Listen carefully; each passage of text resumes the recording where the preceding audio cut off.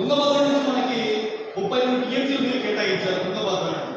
వాటిలో 4 టీఎంసీలు భద్రకల వైపు, 4 టీఎంసీలు చిత్రావతి పోతే మనకు అనంతపురం జిల్లాకు కేటాయించినది కేవలం ఒక 22 టీఎంసీలు కేటాయించారు.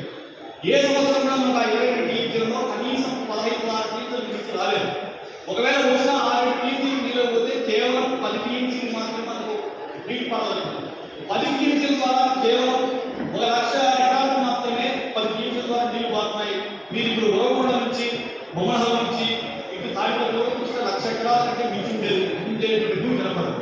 మొత్తం 20 లక్షల ఎకరాల సాగు భూమి ఉంటే కేవలం 10 లక్షల ఎకరాలకు మాత్రమే మనకి అనంతపురం జిల్లాలో సాగునీటి వసతి ఉన్నటువంటి భూమి మనకి కనిపిస్తుంది. అంటే కనీసం 5-6% కూడా మనకి సాగునీరు లేనటువంటి పరిస్థితి మనం గమనిస్తాం. తుంగభద్ర నది ప్రాజెక్టు కడితే దాదాపు 3 లక్షల ఎకరాలకు రాయలసీమలో నీళ్ళు ఇస్తామని చెప్పి ఈ ప్రాజెక్టు ఇట్లా మైలుగురు వరకు, ఈ ప్రాజెక్టు ఇట్లా మన దిగాలంటే ఆలూరు ఆ ప్రాంతం వరకు ఈ భూములను సస్యశాఖలు కావాల్సినటువంటి నేల ఈరోజు తుంగభద్రలో నీళ్లు మనకు రాకపోవడంతో మనం నష్టపోవడం జరుగుతూ ఉంది.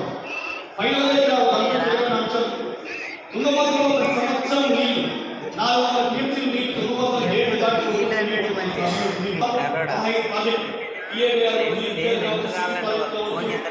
ప్రాజెక్టు ఉచ్చికోట కావచ్చు, చాగలు కావచ్చు, పెడవలి కావచ్చు, మధురై కావచ్చు, ఇవన్నీ అనంతపురం జిల్లాలో